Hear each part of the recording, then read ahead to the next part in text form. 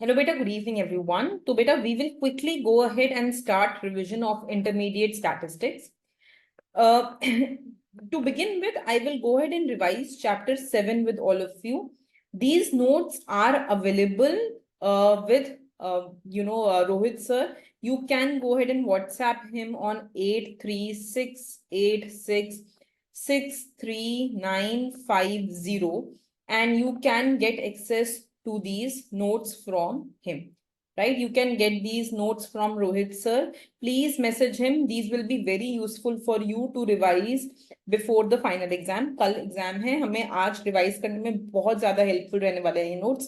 Quickly 15 minutes में you will be able to revise the entire chapter. तो I am going to talk in chapter 7 about confidence interval. बेटा, confidence interval क्या होता है? जैसे आप मेरी प्लेलिस्ट में स्टैटिस्टिक्स की देखोगे कि पॉइंट इंटरवल के बारे में we have already talked about that. तो पॉइंट इंटरवल होता था जब वो एक पॉइंट बताता था कि अच्छा जी, सैंपल का पॉपुलेशन मीन है, उसके कॉरेस्पॉन्डिंग मतलब पॉपुलेशन का मीन है, उसके कॉरेस्पॉन्डिंग सैंपल की मीन की क्या वैल्यू होगी, है ना. तो सैंपल मीन जो होता था वो पॉपुलेशन के मीन को एस्टिमेट करने में हेल्प करता था. ऐसे ही अगर मैं आपको बोल दूं कि सैंपल का वेरिएंस निकाल लो ताकि वो पॉपुलेशन के वेरिएंस को हेल्प करने में, एस्टिमेट करने में हेल्प करे, तो वो हो गया हमारा पॉइंट एस्टिमेट. तो पॉइंट एस्टिमेट में हमें एक नंबर दिया होता था, एक नंबर जो पॉपुलेशन को एस्टिमेट करेगा. सैंपल का एक स्टैटिस्टिक सैंपल का एक स्टैटिस्टिक जो पॉपुलेशन के पैरामीटर को एस्टिमेट करेगा, है ना. तो जब ऐसा होता है उसको हम पॉइंट एस्टिमेट बोलते थे. बेटा, now we are not talking about point estimate, अब हम इंटरवल एस्टिमेशन की बात कर रहे हैं. इंटरवल एस्टिमेशन में हम पूरा एक इंटरवल देंगे कि देखो, मुझे लगता है कि जो पॉपुलेशन का मीन है ना, वो यहां से लेके यहाँ के बीच में लाई करेगा. तो जब हम एक ऐसा एस्टिमेट दे देते हैं तो उसको हम इंटरवल एस्टिमेट बोलते हैं. यूजुअली इंटरवल एस्टिमेट में हम एक कॉन्फिडेंस लेवल की बात करते हैं, जैसे हो गया 95% लेवल ऑफ कॉन्फिडेंस. अब ये बात समझनी बहुत इंपॉर्टेंट है कि जब भी हम कॉन्फिडेंस इंटरवल की बात करते हैं तो उसमें हम ये नहीं बोलते कि वी आर 95% कॉन्फिडेंस, तो इसका मतलब हो गया कि 95% चांस है कि पॉपुलेशन का वैल्यू इसमें लाई करेगा. नो, वो एकदम इनकरेक्ट इंटरप्रिटेशन है.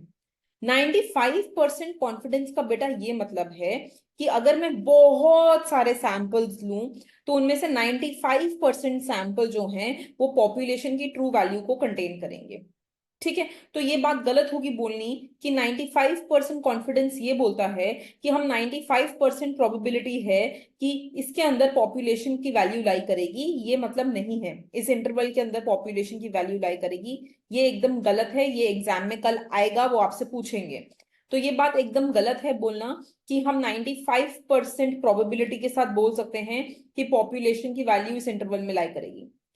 95% कॉन्फिडेंस का ये मतलब है कि अगर हम बहुत सारे सैंपल्स ले लेते हैं, मल्टीपल सैंपल्स ले लेते हैं, तो 95% ऑफ सैंपल्स जो होंगे वो पॉपुलेशन की वैल्यू को कंटेन करेंगे.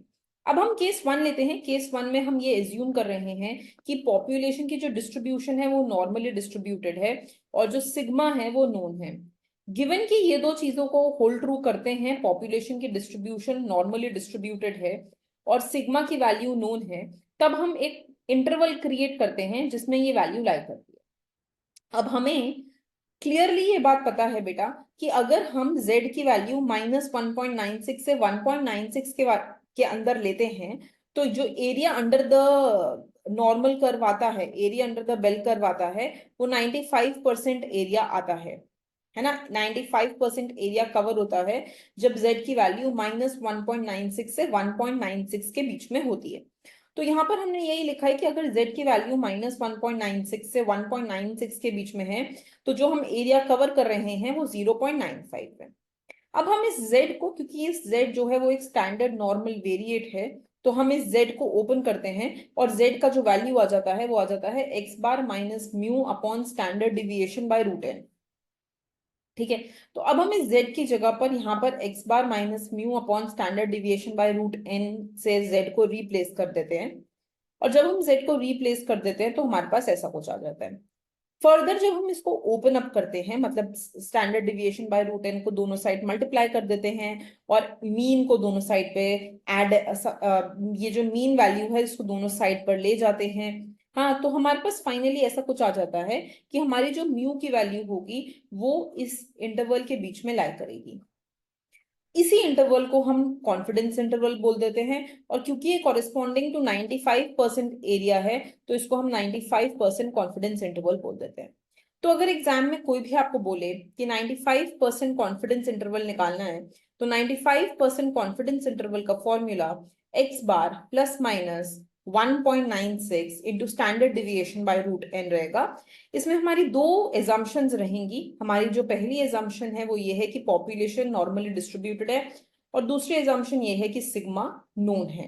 तो उस हिसाब से हमारा जो कॉन्फिडेंस इंटरवल है वो X bar plus minus 1.96 into standard deviation by root N आ गया।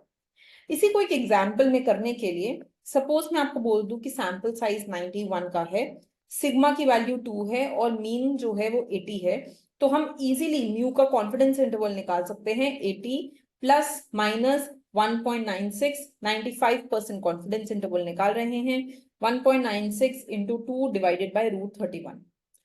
जब हम इसको सॉल्व करेंगे तो हमारा जो कॉन्फिडेंस इंटरवल है वो 79.3 टू 80.7 आ जाएगा। एक बार हम 80 में 0.7 ऐड करेंगे, एक में हम 80 में से 0.7 सब्ट्रैक्ट करेंगे, तो हम ये बोल सकते हैं कि हमारा जो म्यू है वो 79.3 से लेके 80.7 के बीच में लाई करेगा। ठीक है। अब क्योंकि हमारा कॉन्फिडेंस इंटरवल 95% है, तो अगेन इसका मतलब ये नहीं है कि हम 95% प्रोबेबिलिटी के साथ ये बोल पा रहे हैं, दैट इज इनकरेक्ट। इसका मतलब ये है कि अगर हम बहुत सारे सैंपल्स लेंगे तो 95% ऑफ द सैंपल्स का कॉन्फिडेंस इंटरवल कुछ इस प्रकार आएगा that it will go ahead and contain the true value of population. ठीक है। अब ऐसा नहीं है कि हम सिर्फ 95% कॉन्फिडेंस ही इंटरवल ही क्रिएट कर सकते हैं, हम किसी भी कॉन्फिडेंस के साथ इंटरवल क्रिएट कर सकते हैं। तो बस ये बात याद रखनी होगी कि अगर यहाँ पर हमारी z की वैल्यू 95% के लिए थी, तो अगर हम 99 बोलते हैं, 99% कॉन्फिडेंस इंटरवल, तो हमारा एरिया अंडर द कर्व बढ़ जाता है ना। अब ध्यान से सोचो बेटा, सपोज सपोज एक बात बताओ मुझे, सपोज मैं आपको कहती हूँ कि बेटा आपके कितने मार्क्स आएंगे, हाँ, आप मुझे बोलते हो मैम मेरे मार्क्स 4 से 6 के बीच में आएंगे आउट ऑफ 10। मैं आपसे बोलती हूँ आप कितने कॉन्फिडेंट हो, आप बोलते हो मैम 95% कॉन्फिडेंट हूँ।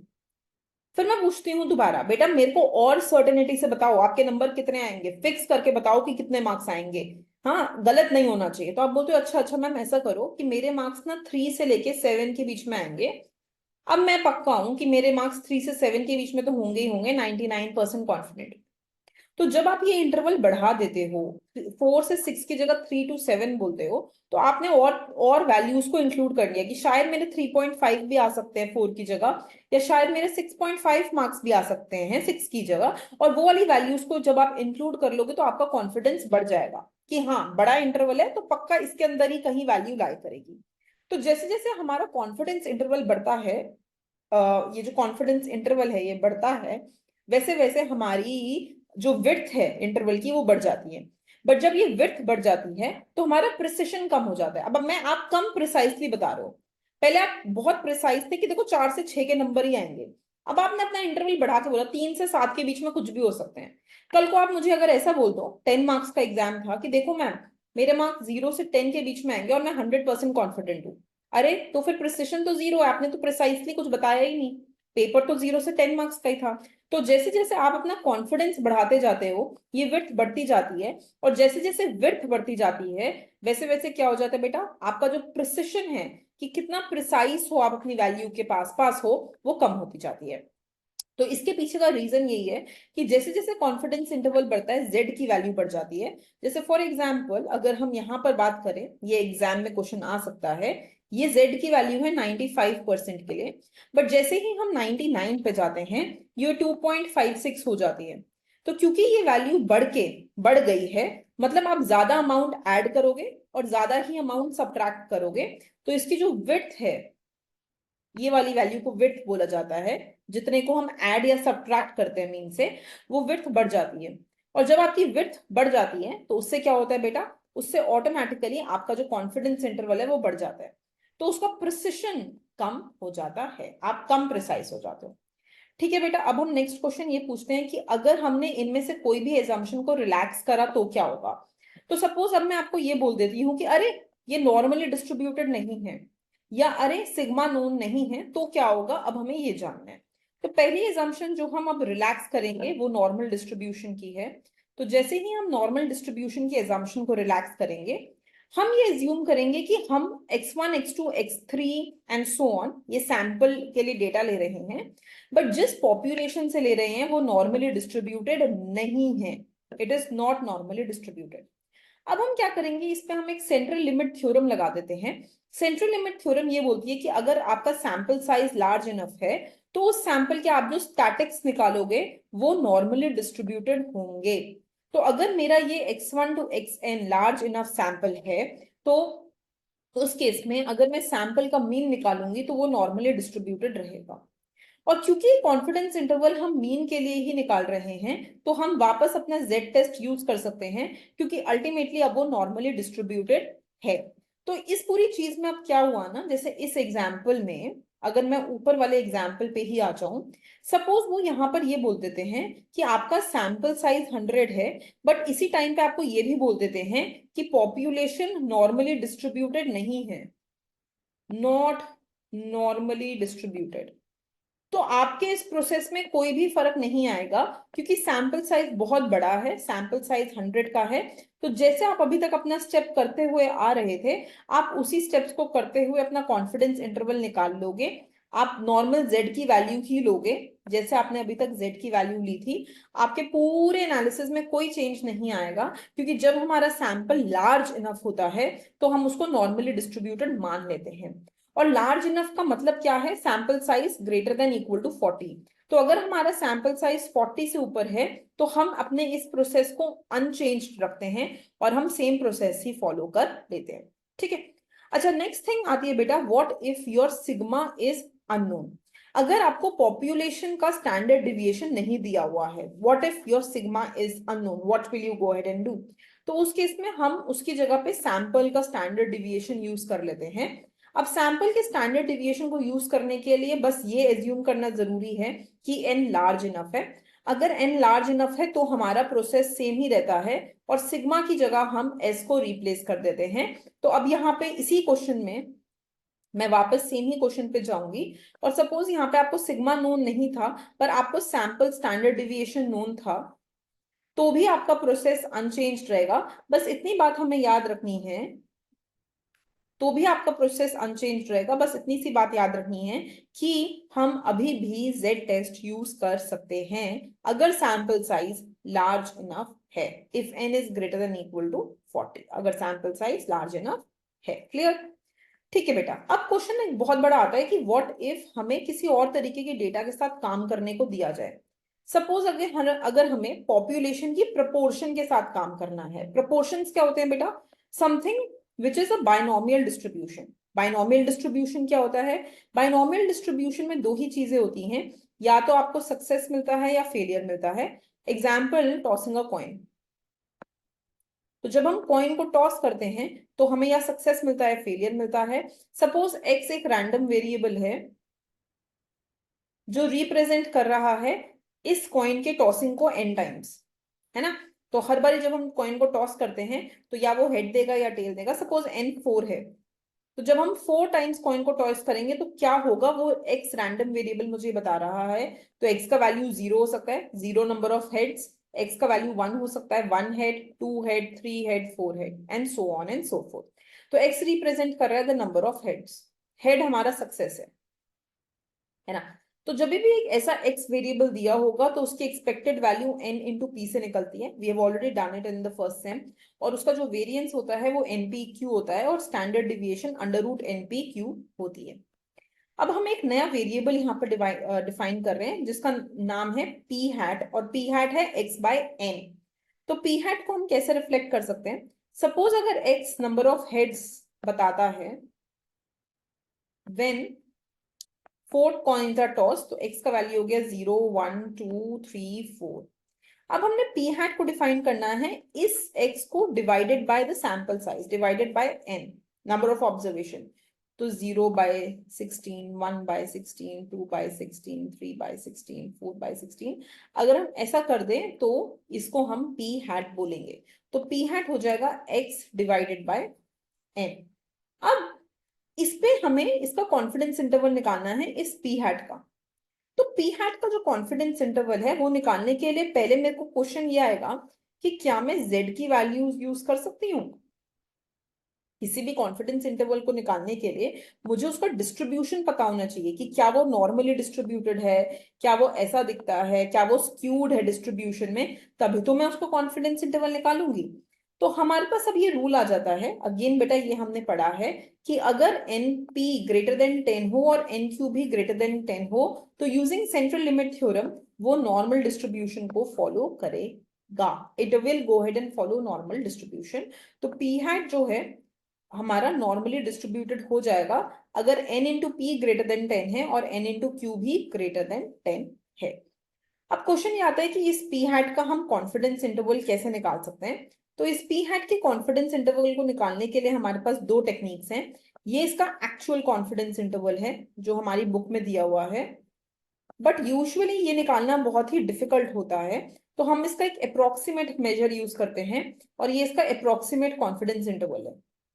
तो आप बस ये भी याद करोगे तो भी चलेगा। तो पी हैट का अप्रोक्सीमेट कॉन्फिडेंस इंटरवल हो जाता है p hat plus minus the value of z into p hat q hat by n under root, into p hat q hat by n under root. तो इसका एक example लेके देख लेते हैं। जैसे अगर आपको बोल देते हैं कि find the confidence interval for the proportion where p hat is equal to 4/10 and 95% confidence interval आपने निकालना है एंड सैंपल साइज इज 100। तो बहुत ही सिंपल रहेगा, पी हैट का वैल्यू 4/10 है, प्लस माइनस 95% पे जेड का वैल्यू 1.96 रहेगा, इनटू बेटा I am doing things quickly क्योंकि रिविजन के लिए है। I am not explaining you for the first time, I am just helping you revise this thing. थोड़ा समझो डिफरेंस, हाँ। तो इसको इसलिए मैं बहुत डिटेल में नहीं कर रही हूँ, बस इस तरीके से कर रही हूँ that you can use it for your morning revision session और टू नाइट रिविजन सेशन। तो हमारा जो क्यू हैट का वैल्यू होगा that is going to be 1 minus p hat, so 1 minus 4/10, so 6/10। This is going to be 6/10 upon n का value 100 है। Just solve this and you will get the confidence interval. ठीक है। Sometimes in exam we need to go ahead and we need to find one sided confidence interval. तो अभी तक जो हम कर रहे थे हम टू साइडेड कॉन्फिडेंस इंटरवल निकाल रहे थे। सो मतलब वी वर सेइंग कि ठीक है अगर ये म्यू का वैल्यू है तो ये किस और किस वैल्यू के बीच में लाई करेगा ये हमें बताओ। अब वन साइडेड कॉन्फिडेंस इंटरवल ये बोलता है कि म्यू का वैल्यू जो है वो किस वैल्यू के नीचे नीचे रहेगा। एक इसका अपर बाउंड बता दो कि ये हमेशा मीन वैल्यू से नीचे होगी पॉपुलेशन की, या इसका एक लोअर बाउंड बता दो कि मीन वैल्यू हमेशा इससे ऊपर होगी। तो अगर हमें म्यू का, हाँ, अपर या सिर्फ लोअर लिमिट निकालना होगा तो हम इसमें ये वाले फॉर्मूलाज को यूज करेंगे। तो mu will always be greater than x bar minus z alpha by 2 into s by root n. और यहाँ पे हम बोल रहे हैं कि mu will always be less than x bar plus z alpha into s by root n. इस चीज में एक बात बहुत ध्यान से रखनी पड़ेगी कि यहां पर जो हम z का वैल्यू लेंगे बेटा that will be basically the value that you will be getting from one tail test, है ना। तो ये बात बहुत ध्यान से हमें इसको मेमोराइज करना है कि z टेबल दो तरीके के होते हैं, एक होता है टू टेल टेस्ट टेबल और एक होता है वन टेल टेस्ट। तो जब हम वन टेल टेस्ट की बात करते हैं और सपोज मैं 95% कॉन्फिडेंस इंटरवल निकाल रही हूँ, तो ये बात याद रखना कि सारा 95% एरिया यहाँ पे आ गया और ये 5% एरिया हो गया। तो हम अल्फा को 0.05 लेकर जेड का वैल्यू कॉरेस्पॉन्डिंगली निकालते हैं। बेटा how to read z test, I have posted a question just 2-3 days back on YouTube की जेड टेस्ट के लिए हम जेड टेबल कैसे पढ़ते हैं। I request all of you to watch that video and understand कि z का values कैसे निकलता है। So when it is one tail test, सारा 95% area will be here, या फिर अगर हमारा lower confidence interval हो गया तो 95% of the area will be here और यहाँ पे 5% area आ जाएगा। ऑन द अदर हैंड अगर मैं अपर एंड लोअर बाउंड दोनों निकाल रही हूं तो जस्ट अंडरस्टैंड ये 95% ऑफ द एरिया हो जाएगा, और क्योंकि दोनों को मिलाकर 5% होना है एंड इट इज सिमेट्रिक, तो माने this is going to be 5/2, 2.5% of the area यहाँ आ जाएगा एंड 2.5% ऑफ द एरिया यहाँ पे आ जाएगा।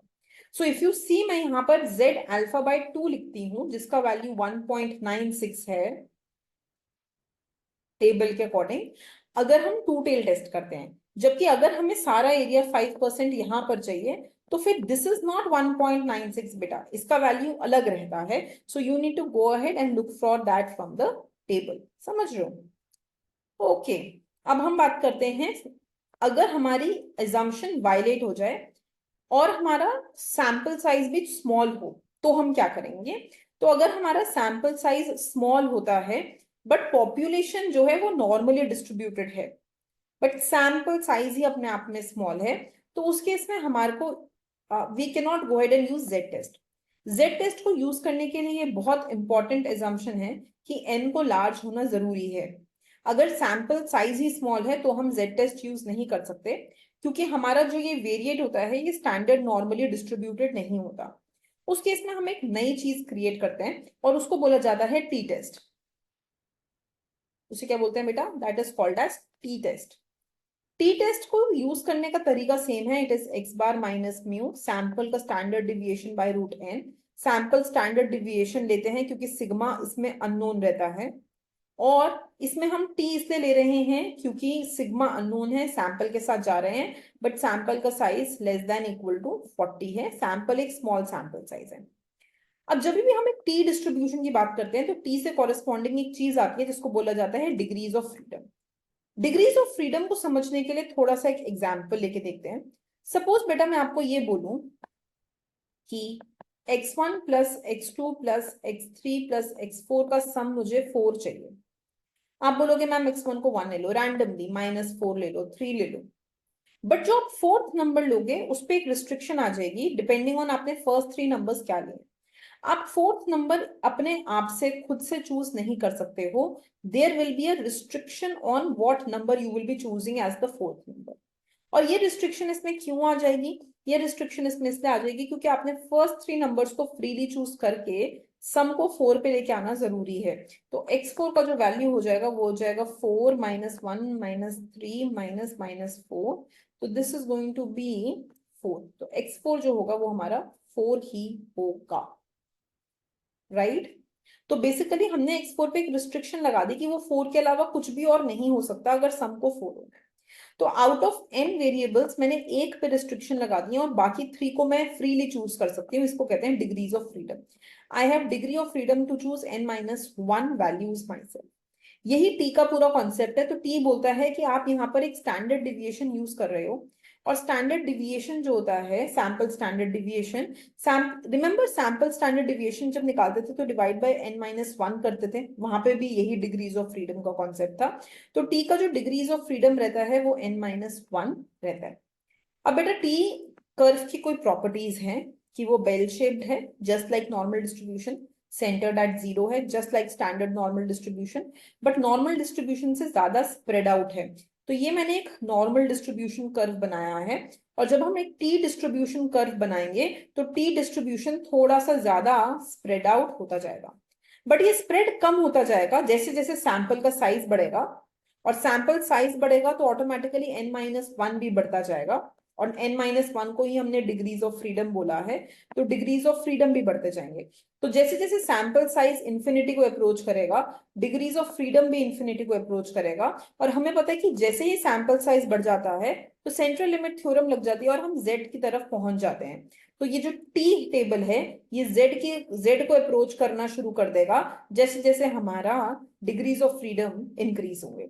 तो this is what is written here कि जैसे जैसे डिग्रीज ऑफ फ्रीडम इंक्रीज होंगे स्प्रेड जो है वो कम होता जाएगा और आप नॉर्मल डिस्ट्रीब्यूशन की तरफ जाते जाओगे। You will go ahead and approach standard normal distribution. Degrees of freedom क्या है? I have explained it. एक बार टी टेबल को पढ़ना सीख लेते हैं। बेटा this is one tail t test. तो सपोज अगर मैं आपको बोलूं कि मेरा सैंपल साइज 10 है और मेरे को 5% अल्फा वैल्यू पे चेक करना है, मतलब 95% कॉन्फिडेंस पे, तो मेरा डिग्रीज ऑफ फ्रीडम हो जाएगा 10 - 1 माने 9, और मैं अब ये 0.05 है ना, बट ये 1 टेल लिखा हुआ है, तो ध्यान से समझो बेटा। 1 टेल मतलब सारा 5% एरिया यहां पर है और 95% एरिया यहां पर है। बट ये तो गलत बात है, मुझे क्या चेक करना है, मेरे को 2 टेल टेस्ट करना है। मुझे इस तरीके से टेस्ट करना है कि मैं म्यू का लोअर बाउंड और अपर बाउंड दोनों दे पाऊं। और अगर मुझे लोअर बाउंड और अपर बाउंड दोनों चाहिए और एरिया बीच में 95% चाहिए, तो माने यहां पर मेरा जो एरिया होगा वो 2.5% यहां और 2.5% यहां होगा और 95% यहां होगा।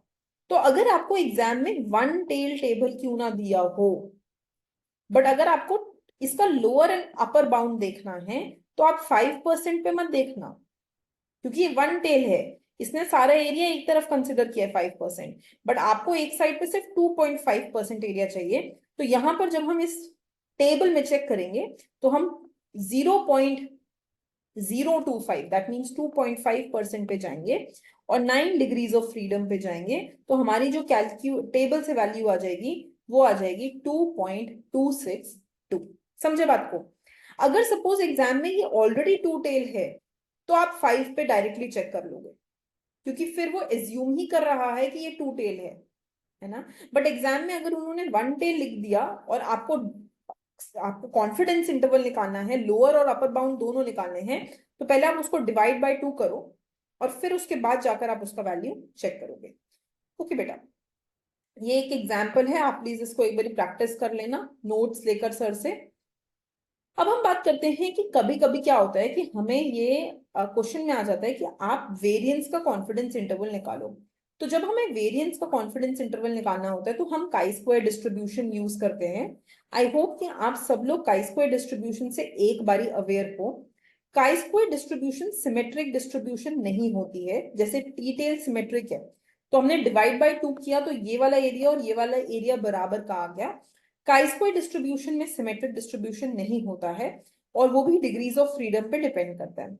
तो काई स्क्वायर डिस्ट्रीब्यूशन का ये वाला एरिया, लेफ्ट टेल वाला और राइट टेल वाला एरिया बहुत डिफरेंट होता है। इसलिए जब हम इस केस में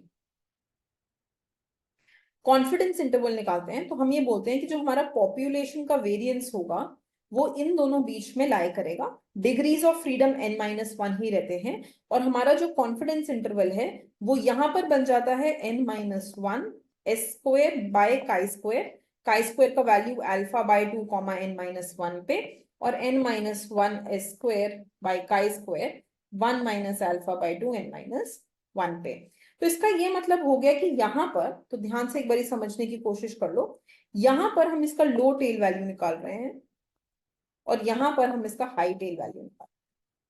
तो we don't take the same value, जैसे वहां पर हम 1.96 दोनों साइड पे ले रहे थे, we were taking the same value. यहां पर ऐसा नहीं है, काई स्क्वायर का लो टेल और हाई टेल वैल्यूज अलग आएंगे, तो एक बार हम इसका लो टेल वैल्यू लेंगे और एक बार we will go ahead and take its high tail value. But I hope that this chapter is fully revised with me. Now you can just take notes from Rohit sir of this chapter and revise it with those notes help. Okay, beta, thank you.